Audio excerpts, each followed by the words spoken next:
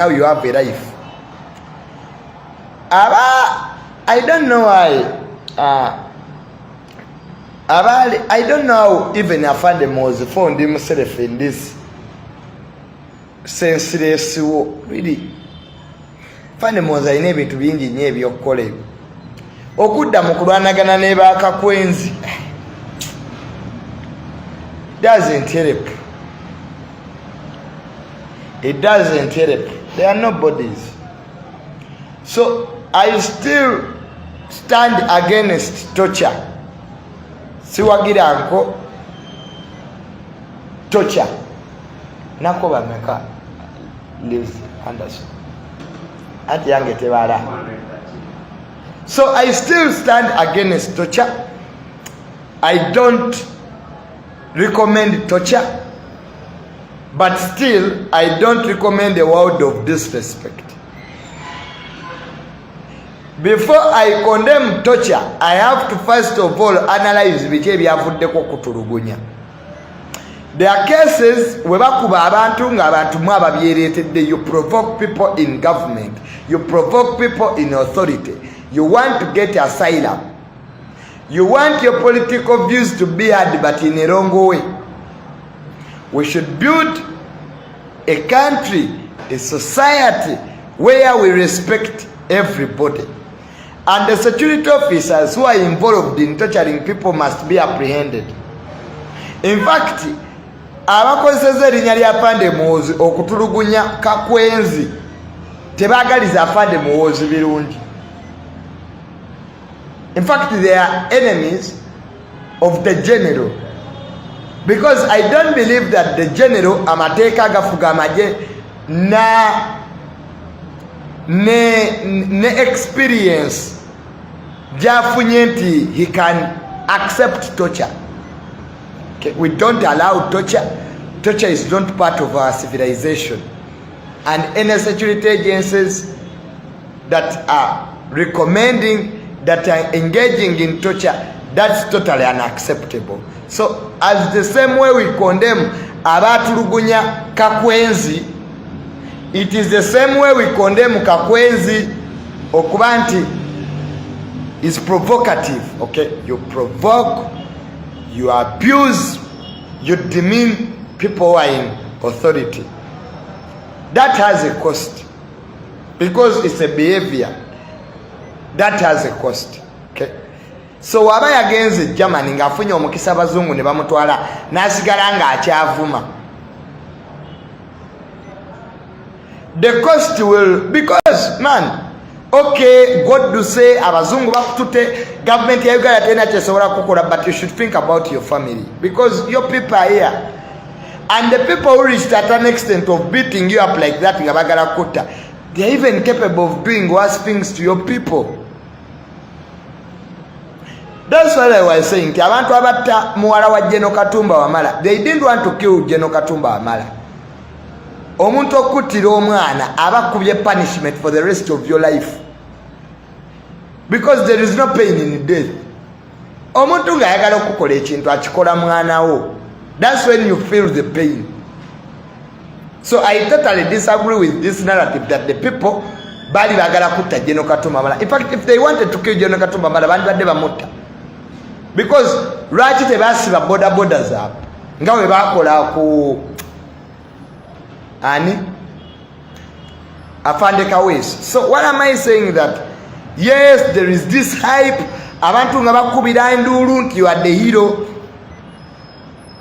but you will face the repercussions as you, and the cost will be upon you. Sebisago kakwenzi byanyize byonna teri wanopu yabimunyigiddeko.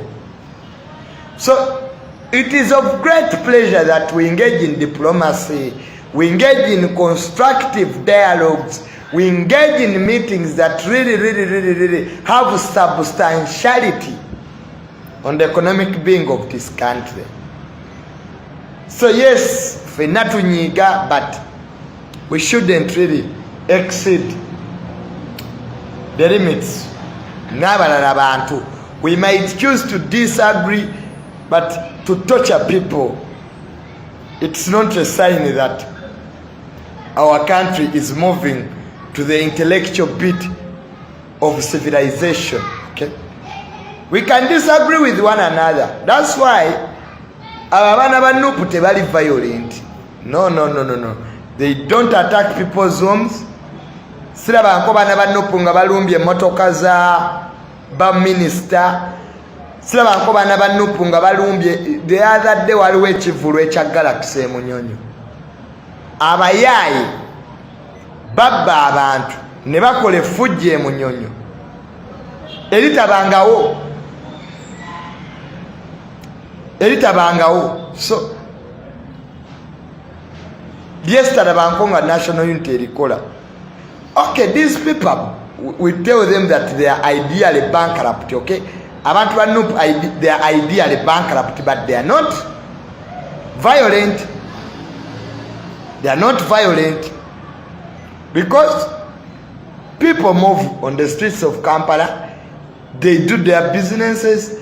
There is stability in Kamocha. We have never heard the stories that no supporters bagaze nebaba amaduka. So when we betunyiga because of character clashing ideas, our ideas are incompatible with one another, we should still have that humanity of respecting everybody before we move to torturing one another. So Kakwenzi, yes, I accept you are doing your job as a revolutionary novice. But don't forget that you still have 2 eggs. And you have blood. We know Musai. So we should respect one another. At the end of the day, before we look at the action that is taken, we must look at the basis. So many times when you got judging nnyo government oba abantu ku action gye baba batutte naye nga tozeeyo kumanya how did this thing start, kyatandika ddi. Kakwenzi yavuma Jeno Muhoozi nti ali obese, n'awandiika ekitabo. Singa okisoma mu butuufu nange nawe nandibadde nga nze ali mu buyinza sandikiriza kummanyira bwe kutyo. So we should be conscious of our actions, because action and reaction are equal but opposite. Okay, so Kakwenzi, we thank God that you are still alive. Go in Germany, start up a new life. There's a lot of things you can do instead of engaging in a battle of insults, demeaning. Because now, Wovuma President Mutabani Wengoli German. Okay, now you are in Germany, we accept it. What about the people of Waleka one? Are they also in Germany? Kakwenzi ogenda situlaba zaddewo bonna ba ancestor bo batwali. That is idiocy. Think about your actions, because they might have a very high effect on the people you take so important and so dearly in your life. Nabagamba no Uganda abantu bangi balina ebyokwogera naye they keep quiet because they think about their families and how everything will go afterwards. So that's it. China ko bameka mugaga. Keep on informing me. Then nalabye full figure, omukyala full figure nga avuddeyo ne yeetonda. Nalabye ka video nga omukyala full figure yeetondedde taata wange Mwami Mirundi senior pako ndabeko, which is okay. I honestly je yabadde birthday ya mukulu wange ndoza yabadde. I had to go there today, but Fridays mbeera a little bit busy because I work from home. Omukyala full figure yakoze video nga yeetondera taata wange Mwami Mirundi senior, which is good. I definitely, I want to put this clear, okay? I first of all, obadde olaba videos zange, I said mu capacity yange nga Tamale Mirundi Junior, woboza ogobera video yange, I said I do apologize to everybody eyali who was not getting affected in the process of the war that we had. It wasn't a war, it was a conflict. You know, in psychology, when I say conflicts are normal, okay? Yes, we might not agree on everything. I totally agree and I respect everybody's opinion, okay? How you view life and how you do and how you view things, okay? In psychology, when we get annoyed, everybody reacts differently, okay? There are people keep quiet. There are those who are combative, okay, like me. You abuse me, I will abuse you.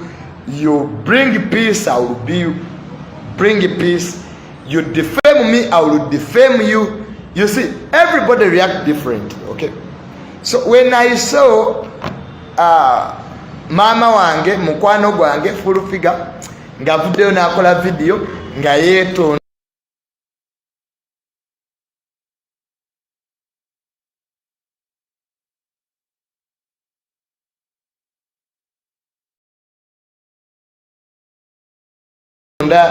eri tata wange Tamale Mirundi senior, I definitely take that apology in good faith, okay? When we make mistakes and realize that we have made mistakes, it is good we apologize and see netambula, because we are all not angels, okay?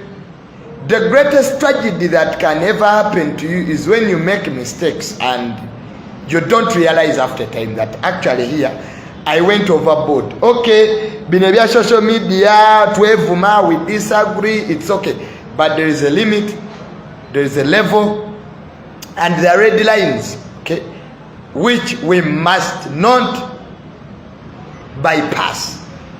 No, there are red lines, okay. You might abuse me, you might defame me. That's why I keep on telling people that bwebango oyombagana n'omuntu tote abuse the person nga bwali. If I disagree with you, have the standards of putting that disagreement between me and you. Don't add in other characters, okay, who are not part of that. Kibanga kusawa ya lero omuntu okutandika ovuma family ya Bobi Wine, it's bad. If you disagree with Bobi Wine, okay, yomba ne Bobi Wine. Don't include abaana be, don't include mukyala we, don't include ngamu business. Have that disagreement with that character as an individual, okay? But I greatly apologize to Full Figure because me and her, we are friends, okay? And I still believe that we can have a constructive friendship based on respect, idea, and mutual understanding. My interests are my interests as an individual, and her interests, her interests. Mu bulamu bw'ensi eno, we all have friends and we have enemies, okay?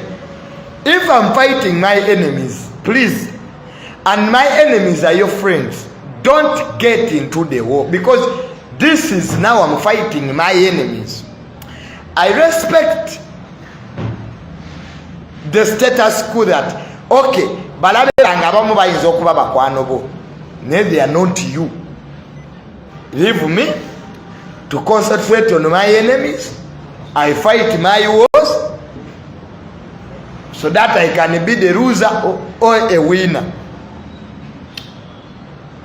But this problem that people have, you want to fight wars that are not yours. Okay, tell us so. Because Sandy so is my friend, we have a disagreement. You find another friend joining. No. Leave your friends to fight their wars, and you also have your own. Until when that's when you cannot. But we still have a chance to rectify the mistakes that do happen, and we learned a lot personally nayigamu ebintu bingi. One, I should be with people who are in my class, okay? Newoba ng'oli diaspora ng'oli chali wange bangi nnyo benkwatagana nabo ebweru, you are not going to come close to me just like that. Nayiga nina okubeera n'abantu aba kilasi yange, my fellow technocrats. Omuntu atali wa kilasi yange siddamu ku associatinga naawe, because we all have different classes in life, we have different dreams. Abantu abamu iPhone 13 bye birooto byammwe. Some of us, we are being trained to take over the entire country, the positions and the power of the country. I'm part of a bigger project to see that when His Excellency, the President of the Republic of Uganda, retires, we are in a position to move this country. That's why I find myself in the Ministry of Lands. Era bw'okebera mu lands oyinza obutasanga omwana wa myaka gyange. At 24, I sit in a very big office as an aide to a minister at my age. So it's not something that should be taken for granted. These are positions, we are positioning ourselves for the future. We don't have time for rumors.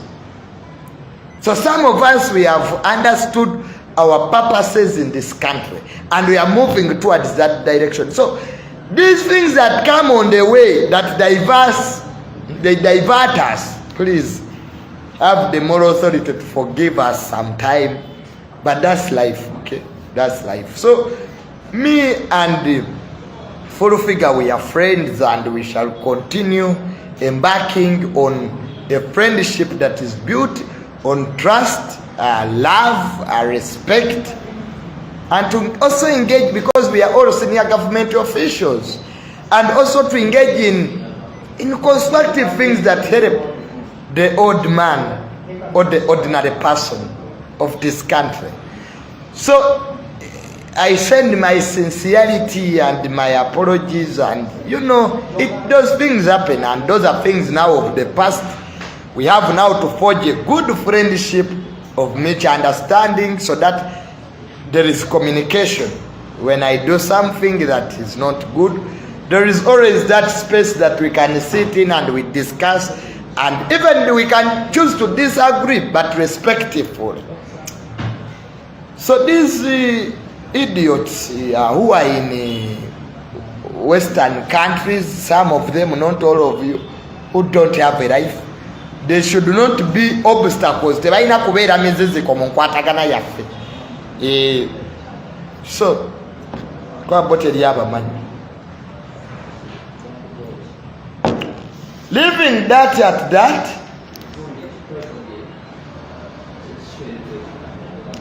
tata wange Mwami Mirundi Senior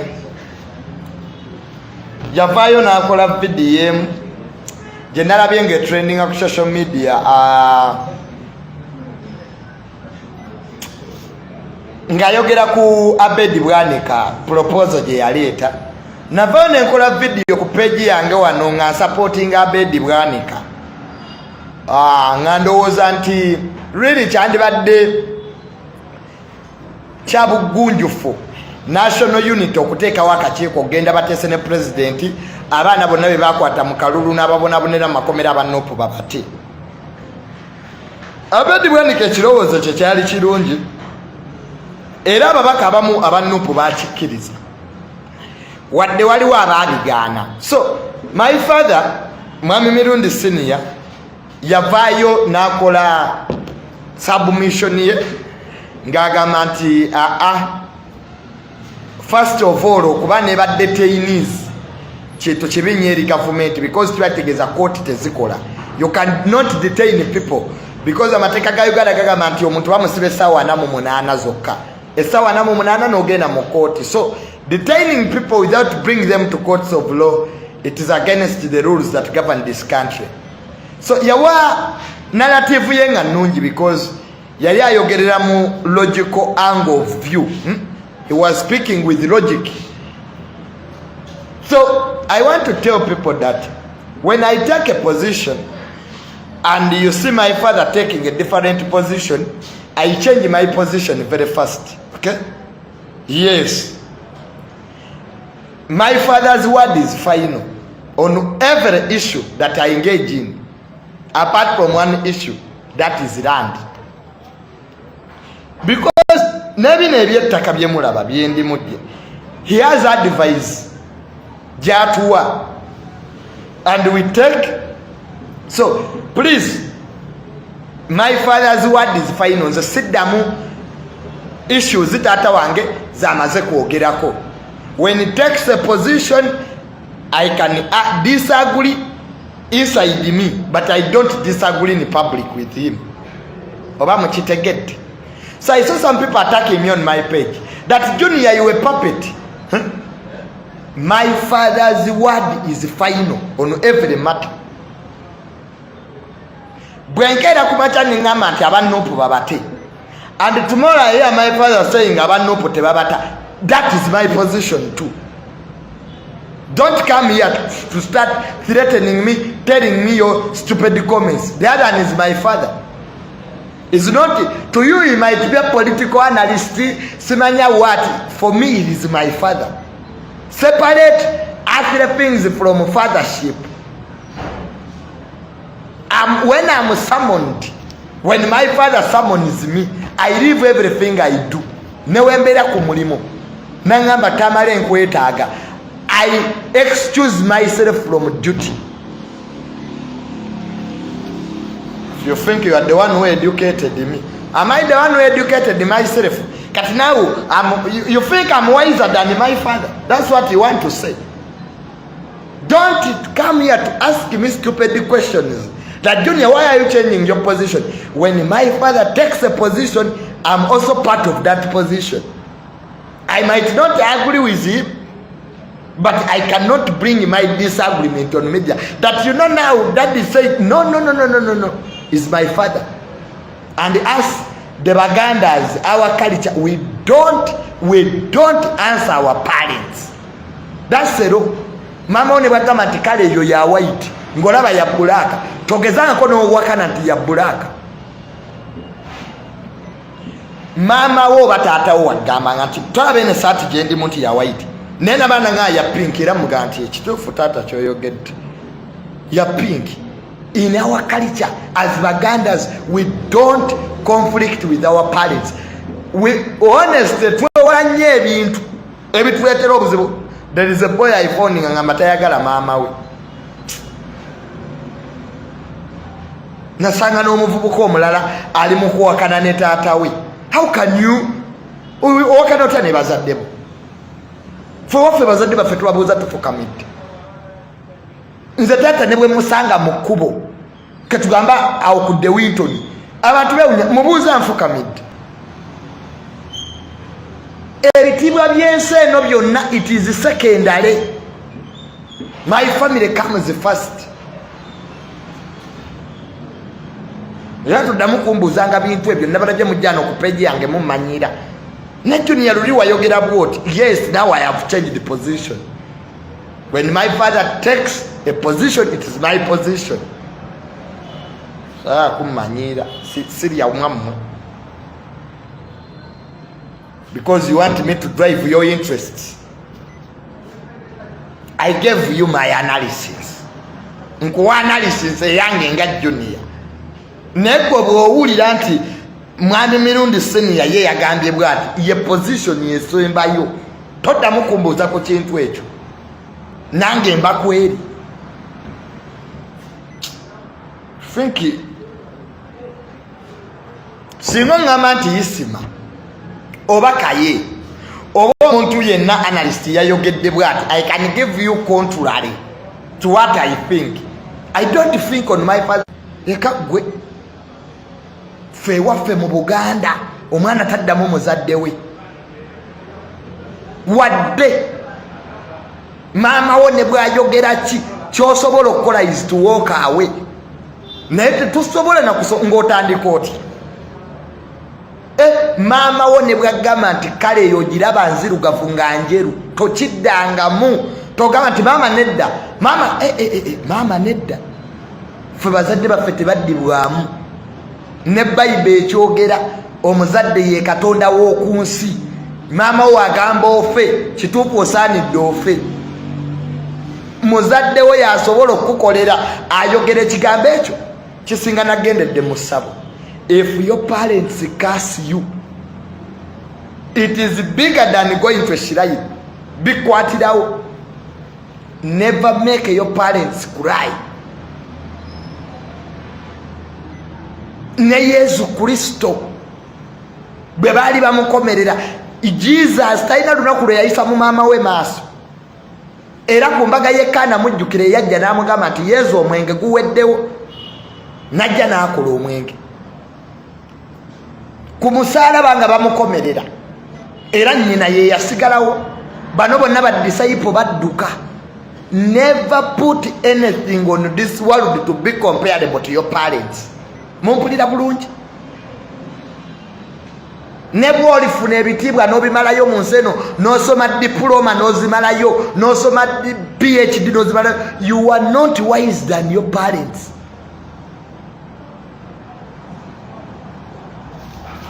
Nze baganda bange balooya babeera awo nga bituufu nga bayize bakulu bange awo balooya bajja ne bala nga bye boogera bituufu nonga muzeeyi nedda agosiga emateeka ye politician ebintu abirabira mu political lenses nenga bo bye boogera bituufu naye bagenda olaba nga muzeeyi ekintu akiremeddeko ne baga daddi wamma oli mutuufu kyoyogedde, not because that they are not right but is their parent. Nabagamba mukulu wange Hamu oyo mumulaba, taata wange bwagenda okulaba mukulu wange Hamu, there are things bye bayinza okuba nti tebaguliwinga because Hamu is richer than my father. Ni amuwa ekitiibwa nga taata we. Amuganze nno ndowooza wandikoze bwoti era nze ndowooza full figure okuvayo okukola video eyo yabadde jjo ku birthday ya Hamu. You cannot abuse my father nobeera mukwano gwa mukulu wange Hamu. Oli taata we. You can't. Hamu abajja kukukyawa. You can't. Kojja Nsereko oyo omulaba. When I made this video, waliwo video gye balaga nga nnwenjaga, Kojja Nsereko yankubira. Nali na busaabala nga ndi ku ttaka lya Donizera Nambula nangamba Junior nkwetaaga wano. Mune ninyende ewa Kojja Nsereko ne tu meeting nangamba family yaffe y'amaanyi Junior. Why do you do such things? Namuga Kojja ndi mu lutalo na wichiwo. Batuvuma gwe tolaba nti batuvuma. Gola baffe tubaddamu. So actually Kojja Honorable Nsereko showed me that actually now our family is bigger than what you are doing. Anyway, now I know who I am. Tamale, I know who I am. The other day, Nalisiman, just laugh at you. I only reply people in my standards. You must be a technocrat, a policy maker, or above that. I got in always a chomochige. Sagara kunde teda bizibu. Family yaffe ina interests zaayo nga yo. Some of you think that I'm here to protect your interests. Our family is a political family. It has its own interests. We must be in a position to ensure that we remain in power. Gorozarati naliye wa Bobi Wine. We must ensure that the Mirundi family retains that status that we have. We must ensure. Nzo kubeereyo nga mulowooza Junior mukozi wammwe. Nze ndi wano protecting one. I don't compromise on our family interests. Naffe tulina interests ezaffe.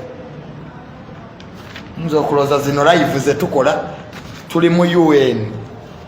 We are offering free services. Gwe page yange ogiyita ya UN.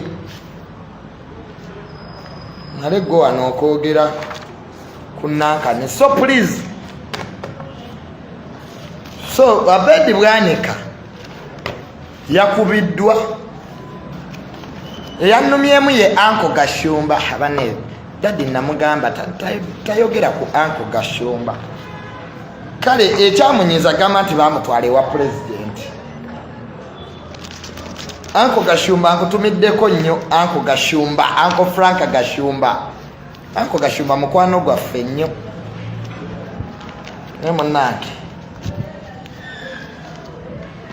But they are friends. Yeah, Uncle Gashumba is our good friend. He's an uncle to me. When I'm in the challenges, I go, we discuss.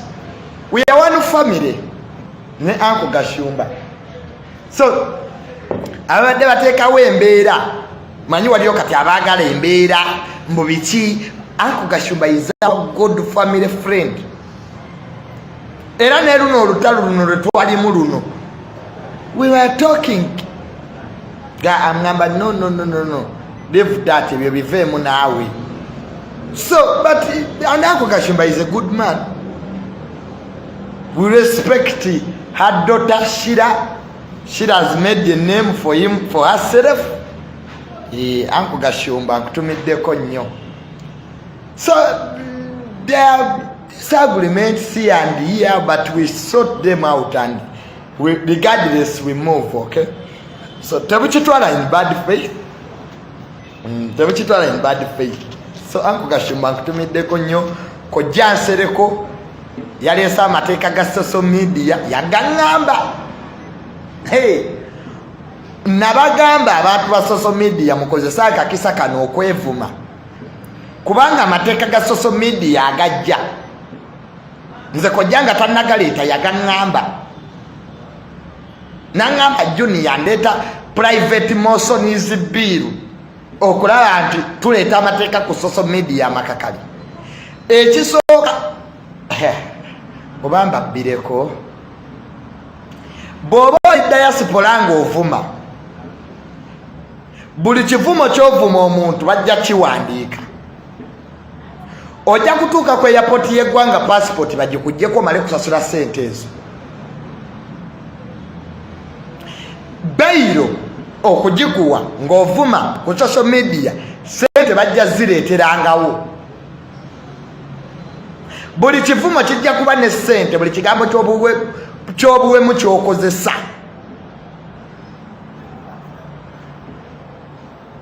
Mateeka go gajja. Makakali. Impozi ali diaspora ngamba tujja kulinnya mu Uganda. Naye bajja kuleka ojja kukola video zo nga bw'ovuma bakwatire ku kisaawe we papa. Passport bajje kujjeko. Owennembe n'emisango. Nga buli kivumo bakikusomera wali. On the eve of 29th, you made a video n'ovuma afande muwozi nti alinga kino ejja 25. You went ahead. Bannaffe amateeka gajja ku social media. Era abalina bemuvuma mubavume kati nga palamenti tennagayisa. Olaba bayisiza ga mu buliri. Amateeka g'ekisenge temwagawulidde.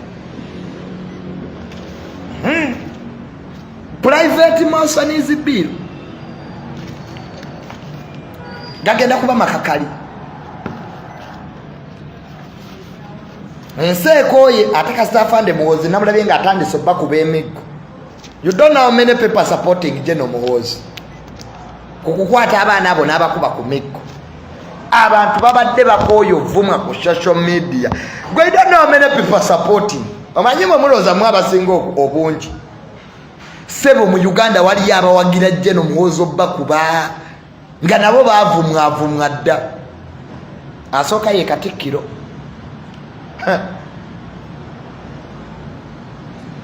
Nze gwe kasita General Muhoozi yagguddewo. Ojja kuba oliawo ng'olina wootudde omuntu akwate bulungi akusabula emiggo agambe lwaki onvuma. A president has been said. Olaba kubaka kwenzi nga European Union emanyi n'emboko ku matako. Gwe bajja kukuba kiboko 5 ku lubuto. Ensi gyedda mmwe temunnalabayo. Society yaffe ebadde nnyo tolerant. Ne kati tolerance egenze eggwa. afande Muhoozi kasita yatesinze president n'alaga aba government nti you can get an individual n'omusabula bulungi nnyo embooko. Mwe mwerinde mwe bavubuka mwe abakyavuma abantu.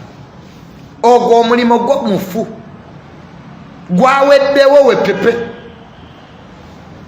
Buno obwana buno simanye yeekolera. Golaba mutabani wa Nadduli akyavuma.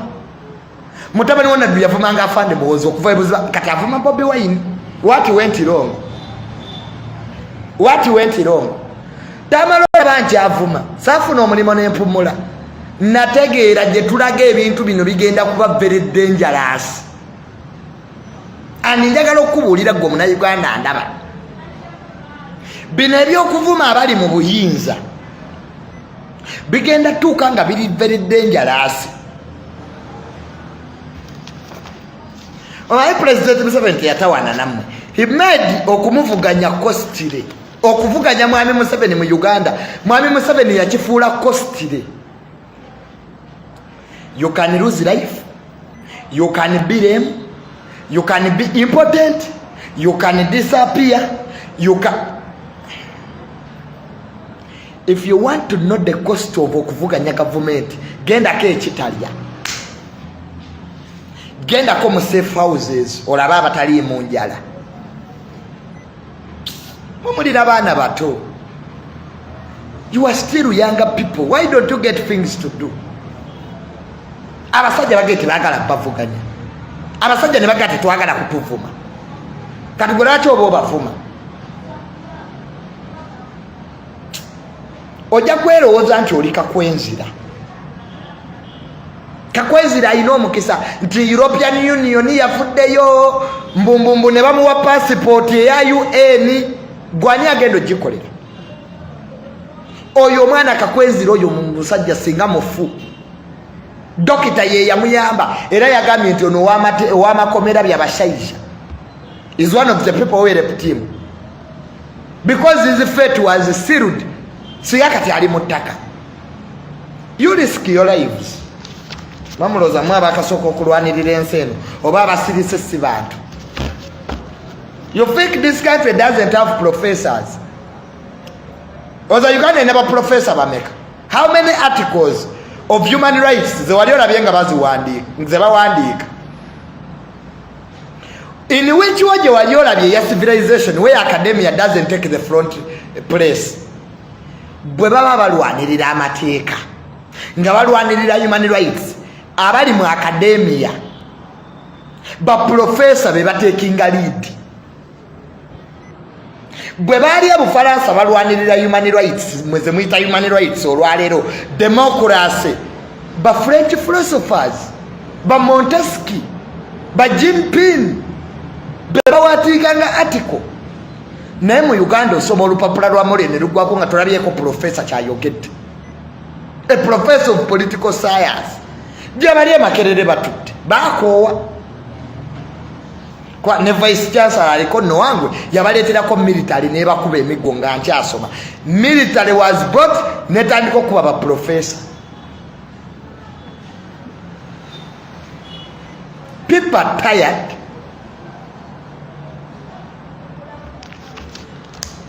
Sinewunya n'omuvubuka abeera mu ebyo mbombo Museveni is a dictator. Onoonya kufa. Onoonya lumbe lunaakutta. Gwe Uganda eno wogira bajeraga gwe tolaba gye tudda. President Museveni kasita yagamba nti afande Muhoozi yavengiisiwe yerembowe. President Museveni yabyogera yagamba afande Muhoozi yerembowe ye superman yamukubira abamuvuma. Gwe sinika ng'amanyi ate bajja kubakuba. Hey, nze Tamale nali mu kalulu akawedde nalaba abaana nga bafa. Mmanyi abali impotent abatakyayima nga ne bw'omuwa omukazi kati tasobola kuyima. I have seen people going impotent when they had manhood.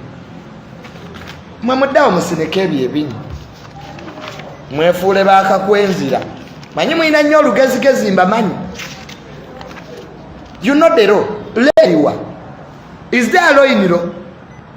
You know the law. You see the law. The law, where is the law here? Nabagamba, is there a law in law? Is there justice in justice? You have stupid theories. Tamale, I'm looking for justice. Where are you going to find justice? Justice, mayogenda kona justice. Also komunonye.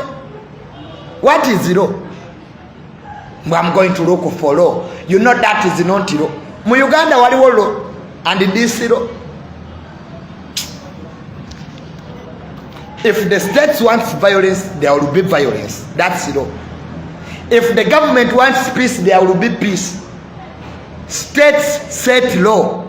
Makola political science. And is there an individual who can bring law? It's the government that brings law. It's not people. It's not individuals. Democracy is not a one-man show. This is not comedy. Tamale, I'm fighting for democracy. Can you fight democracy alone? Democracy is a combination of institutions. It's not the people. Democrats are not the people. It is institutions. Parliament, courts, IGG, anti-corruption unit, local authorities, when they come together to practice what we call political hygiene, that's when we formulate democracy. Because democracy must have a foundation. Democrats are not political parties. Buyinja ina political parties in Mecca. India. I'm fighting for freedom. Which freedom? Which freedom are you fighting for? When has an individual ever fought for freedom alone?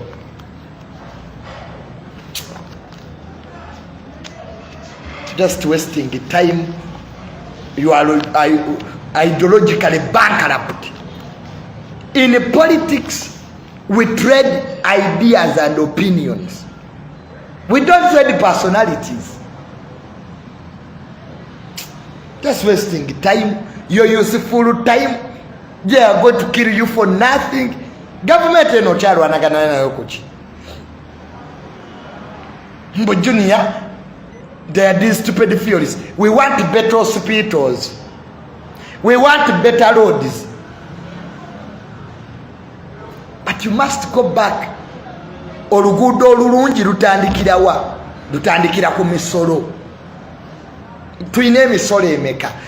Budget ya Uganda eri trillion ya $45. Zesete emeka zize mu dollar. We are a poor country. What do we trade on the world market?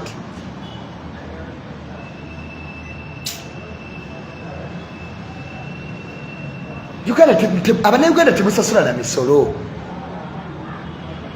Genda kebweru olabe kyebayita taxes. Everything kiriko omusolo. Kyoyinza okungamba mu corruption. Kituufu esente zimu babbanzi.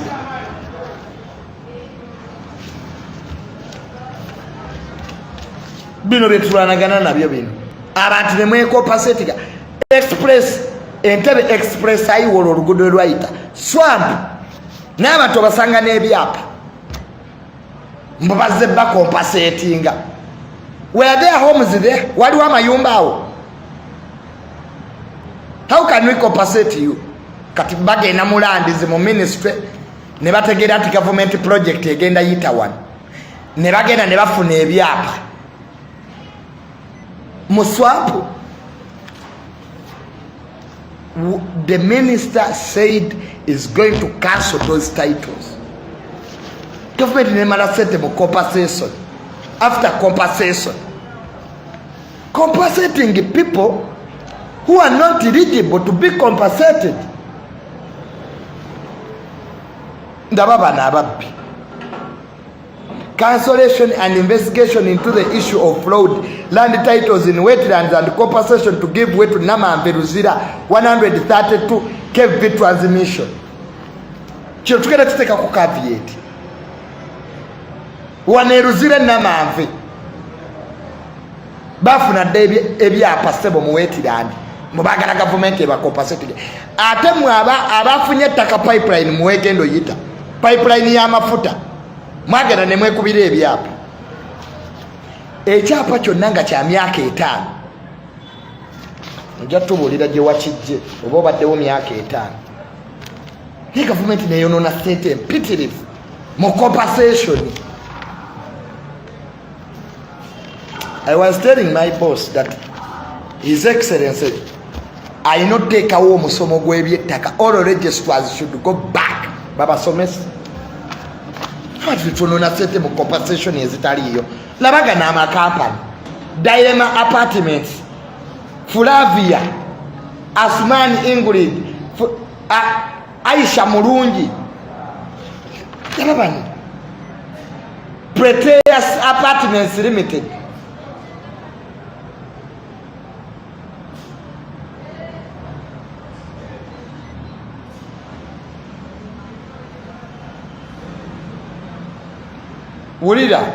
Wulira ambasomere. On behalf of the above suspected front titles, Asumani Ingra and 14 others sued the Attorney General, Uganda Electricity Transmission Company Limited, and the Commissioner for Land Registration for compensation. The parties have entered a consent judgment whereby the Uganda Transmission Company is going to pay $1 billion.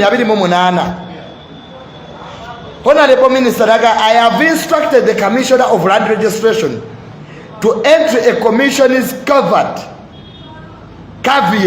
on these properties in order to maintain the status quo. Minister yalagidde bino byonna ebyapa babiteekako caveat so that tekikolebwa. Billions na 28 ngani agenda osibawo muwetirani ani agenda bazi no billion 28 muwetirani. Uganda is losing 28 billion ku byapa ebiri muwetirani ani abibawo. Honorable Namaliza ngagamba, I have passed on this fight to the IGG who has powers to investigate and ability to sue, orders to handle the investigation in a Nkomao.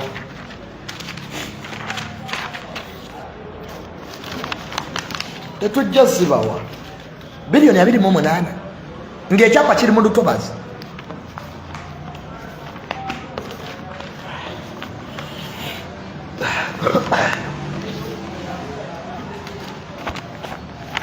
Tetujja zibawa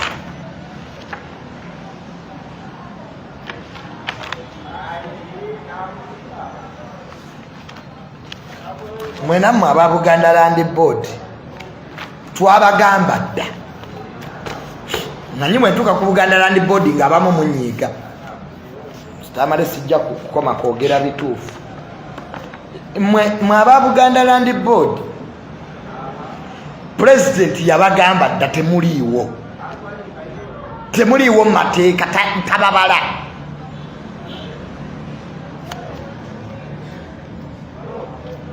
Nabagamba ow'ekibanja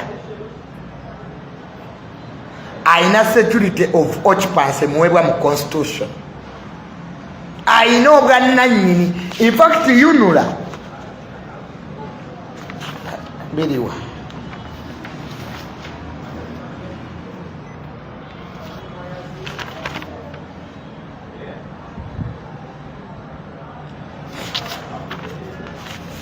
ow'ekibanja ayina ownership 80%, landlord 20%. Chobalanga yinula, when yinula put compensation value in ekibanja holder, it is a 70%. Landlord bamuwaya 3. Nebagamba nti mukamba bulira taite ebeere ekyapa kibeera kimu, teriyo kyapa kituula ku kyapa. There is no title that sits on a title. Katonda bwe yatonda ettaka yatonda limu. Okuba n'ebyapa ebibiri ku ttaka nimukyategeeza nti yakwata ettaka n'alyongerako. Ettaka eryaliwo mu 1977 lyeririwo kati.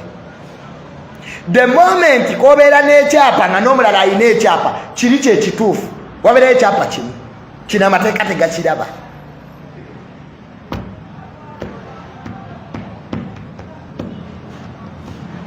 Ekyapa kibeera ekyo. ekyokubiri amateeka tegakiraba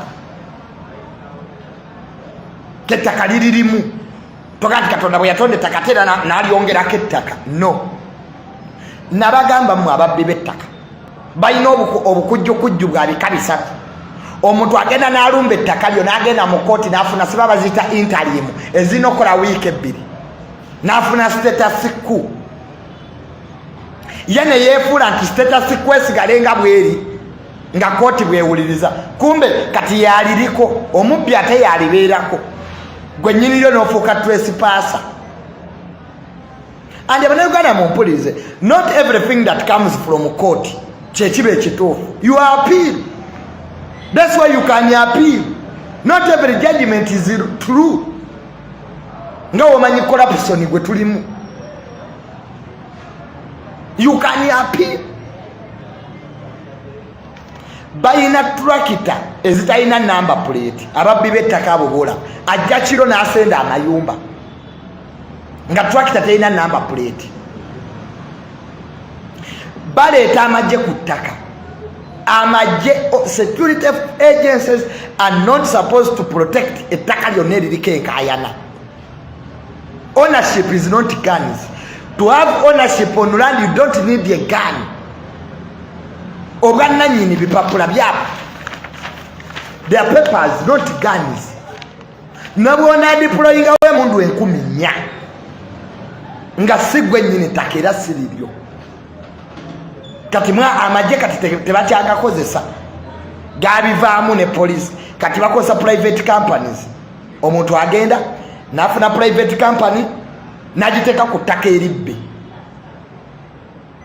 Banyini lyo we bajja babakube mbu ba trespassers.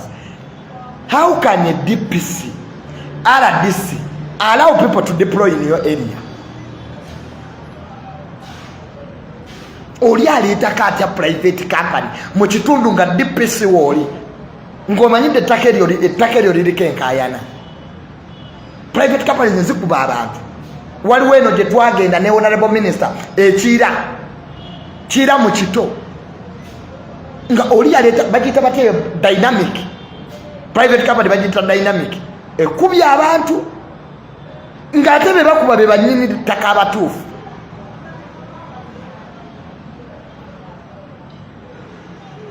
Nitweka muve ku ttaka eryo. Why do you bring guns? Bane mu Uganda buli omu alina ettaka ateekako omundu. Singa everybody who has land mu Uganda yali ateekako omundu twandibaddewo tutya.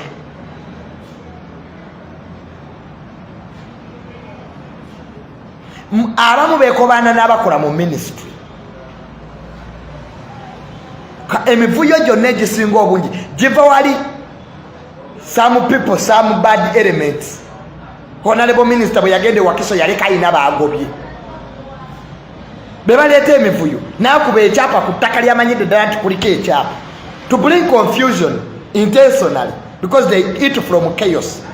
Nosanga batuuka banna bamaskaledinga n'ekyapa ono ayina oli ayina n'oli ayina to bring confusion. Ani eyakikuba? Ani eyakuba ekyapa kino ekyokubiri ng'amanyidde ddala ate wali waliwo? Twaleeta land information system yesinga mu Southern Africa okwetoolola Uganda yonna ku buli ofisi y'ebyettaka land information system gyeri. Legistra information system eno emuyamba okutegeera entobazi za gavumenti we ziri. Nti bw'ogula ettaka mu lutobazi lwa gavumenti wali nga talinakuba kyapa datajja nti tukuba lino ettaka lutobazi. These are swamps. These are forests. Kubanga luli bekwasanga tetumanyi kati bamanyi. Kubanga land information system weeri. Ebyapa ebipya bye twaleeta bina security features tokyasobola genda ku NASA kwekubira kyapa. You can't. Kina barcode reader. Kasita kiteeka wali mu kantu bwe kati nakite ng'ekyo tumanya ekyo kituufu. Tekyasobola kuba kyapa ku NASA bakulimba aniza babbi bettaka nabagaba president abakoye honorable minister gwe yaleeta si wa byabufuzi Dr. Sam Mayanja si wa byabufuzi tanoonya kalulu oli looya we Dr. Sam Mayanja looya wa president. They talk almost every day. Nolwo omusajja gwe twasanga atandika okutubuulira ebibuuzi that minister will get reshuffled. Okay, manya ababbi b'ettaka batiisatiisa eyo kiriiki y'ettaka yo yawedde eyo kiriiki omanye babadde bazanya syndicate mu ministry mubaddemu eno yonna baliisa bagundi ab'oku byalo ba LC wano eyo kiriiki yawedde. Ekizibu ekiriwo kati kusomesa bantu mateeka ga byattaka abantu tebamanyi mateeka osanga omusajja akulira district land board ninga naye amateeka g'ebyettaka tagamanyi abamu tebamanyi na bintu president bye yazzaayo emmengo amataka agamu district land boards tezimanyi galiwo agaddayo galiwo agasigala tebamanyi.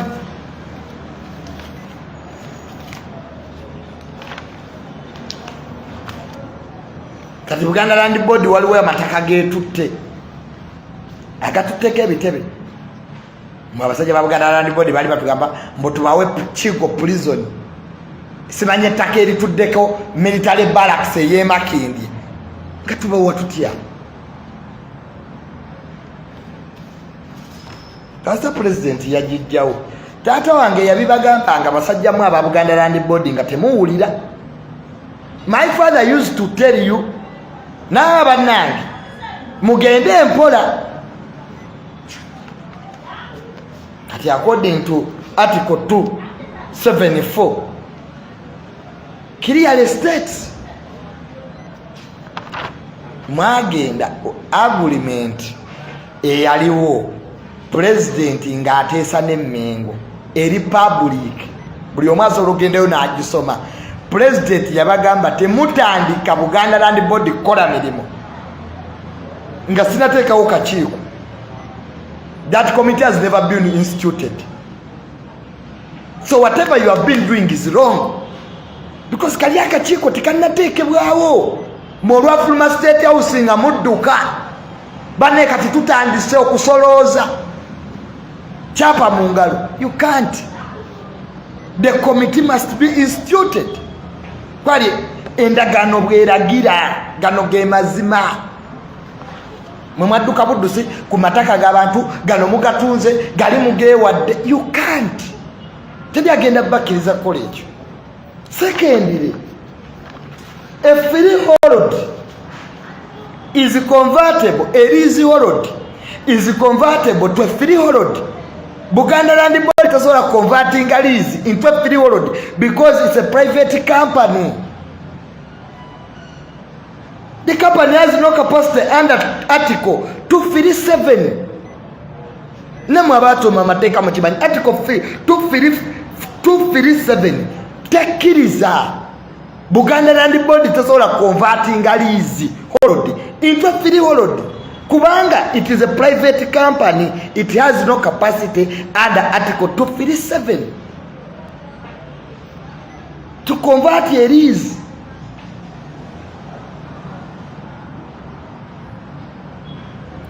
Article B, to convert his lease into a freehold since all citizens are equal under Article 22 of the Constitution. Which means Buganda Land Board cannot give leases.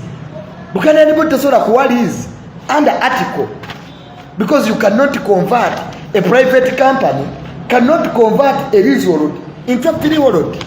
Namwe mutumenya mulinga batasoma mateeka.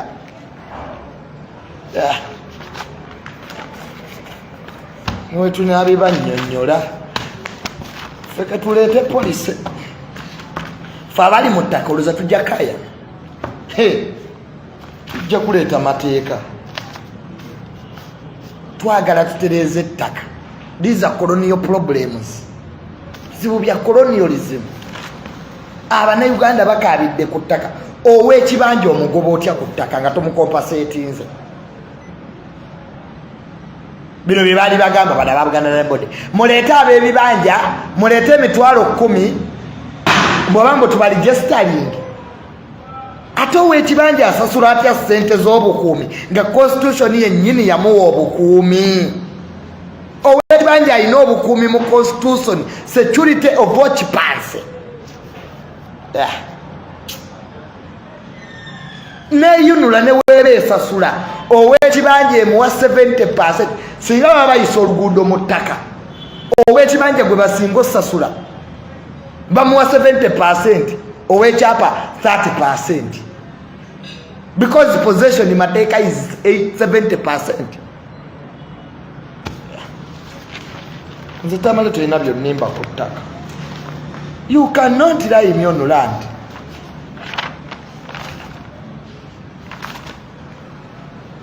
Ng'omugoba otyo ow'ekibanja.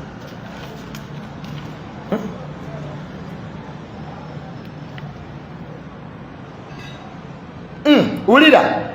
As the Bibanja orders wait for the amendments, the Constitution guarantees them under Article 237(8) security of occupancy.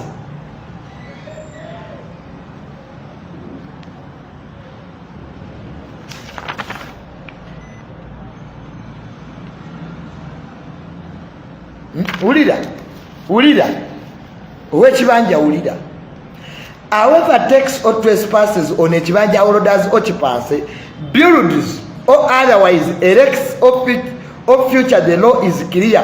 Any future on the surface of the land, of the center of the earth, rising up in the sky becomes part of the property. So therefore it becomes the property of ow'ekibanja.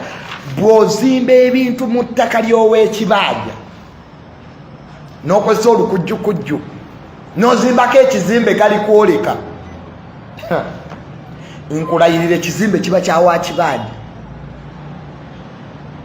Bw'okozesa olukujjukujju nozimba ekizimbe newe kiba kituuka ku ntobo y'ensi mu ttaka nga si liryo nga lyawa kibanja, ekizimbe kiba kyawa kibanja. Obwannannyini ttaka kitegeeza nti osobola okuzimba okuva ku ttaka lyo mpaka waggulu mu ggulu, ne bw'otuuka ku ntobo y'eggulu teryakwatako.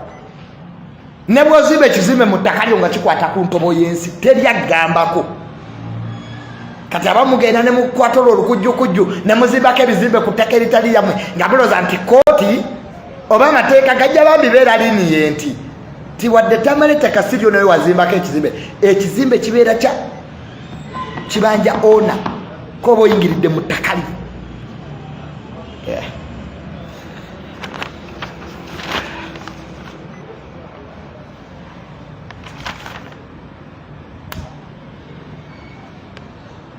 Ulira nga maliriza. Nze nabagamba Katonda yabampa mmwe. Manyi mugaba John yabagenda tufugako eggwanga. The current land section 51 states that a title is conclusive evidence of ownership.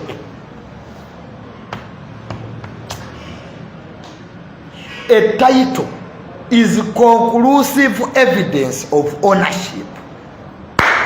So there can't be two titles on the same land. Where a second title is substituted, created over an earlier existing one, the substituted or created title is null and void. Nkadde mwako mukawulira kitegedde kwera mukama engaleza kubira mukama engaleza amanyo ngaiti banne Katonda yatuwa juni yatwamala. Bino nga tonnadda mu bya kisiru. Fe bino bye bitufudde ab'amaanyi. Nkidde mu kiwulire. Mwe Katonda yabampanga kirabo. Kankiddemu. A title is conclusive evidence of ownership. against the whole world. There can't be two titles on the same land. Tewasobola kubaayo byapa bibiri ku ttaka lyerimu.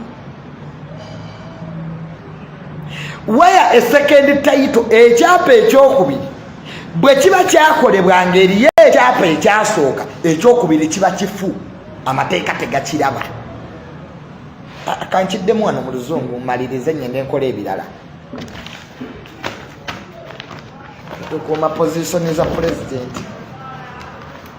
Ulira bino President Museveni byatwagalira ne muddeeyo ne mutukudaalira tireera abo simanya baamala. Knowledge is knowledge.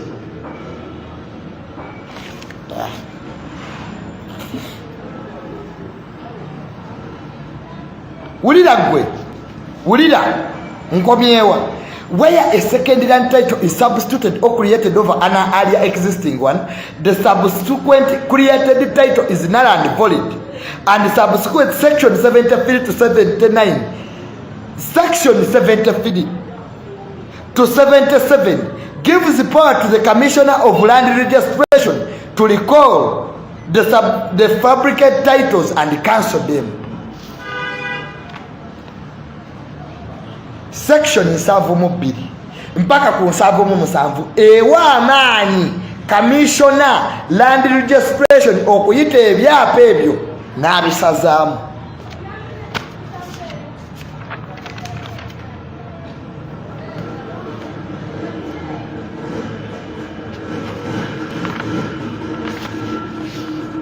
Maze abitegedde kubira Mukama engalo ez'amaanyi. Nze maze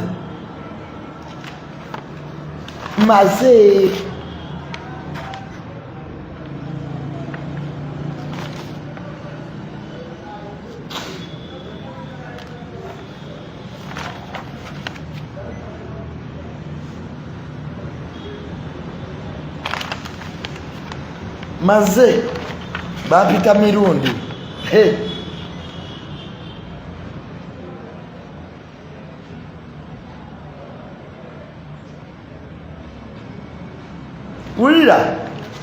Ulira akasembayo nkabalekere. In 1995, the NRM under President Museveni took over a giant step towards giving Ugandan security of tenure for all citizens in perpetuity. Article 27 Article 37 sagala zikyamya article zino. Article 237(1) states that land belongs to all citizens of Uganda. State that land belongs to all citizens of Uganda, in whom land will invest in the tenancy given to the Constitution. Article 237 give these tenancy as customary, freehold, mairo, and zina kuba nnya mu Constitution, and leasehold. Kankiddemu wano bakadama mu nsonyiwemu sijja bivunula mu Luganda sina budde njagala kugenda. In 1997 the NRM under President Museveni took the giant step towards giving Ugandans security of tenure for all citizenship in perpetuity. Article 237 Constitution 1 states that land belongs to all citizens of Uganda in whom land will invest in the tenancies given in the Constitution. Article 237 give tenancy as customary, freehold, mairo, and leasehold. Article 374 states that customary tenure may be converted into freehold ownership. Article 375 said that leases granted to Ugandan citizens out of public land may be converted into freehold.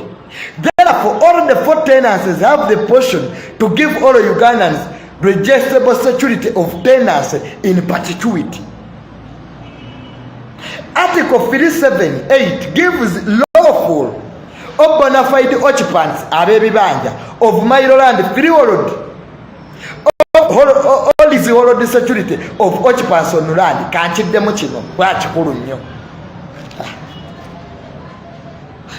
Mirimu gya President Museveni nagyo si myangu. Kizibu abagezi fe abagezi ayinamu batono. President Museveni ekimuleetedde obuzibu abagezi tuli batono. Nze gavumenti ya Uganda singa enkuuma n'okunkuuma amwana asset.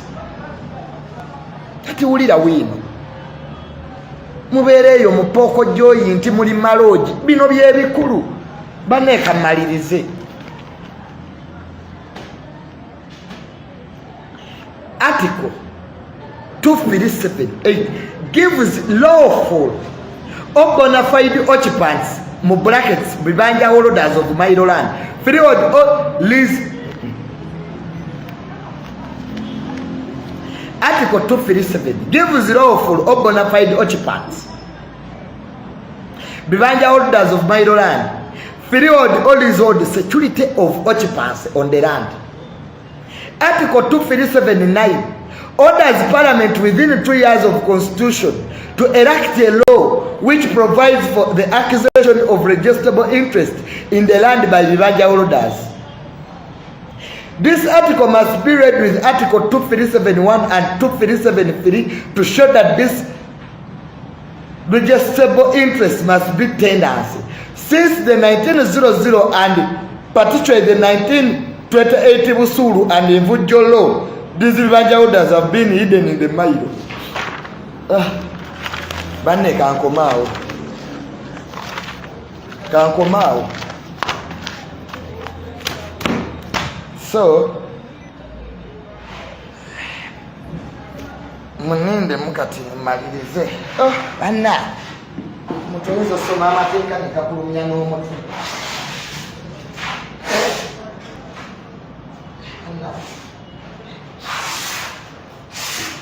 Omuntu oyinza osoma amateeka n'omutwe ne gukuluma. Bannaye kati oba abannopu bagamba oba Junior kati ali ku biki. Bannaye okusoma kirungi. Bannaye n'osoma atiko n'osoma atiko. Mune bye tubeeramu. Maliriza ninako bameka malirize.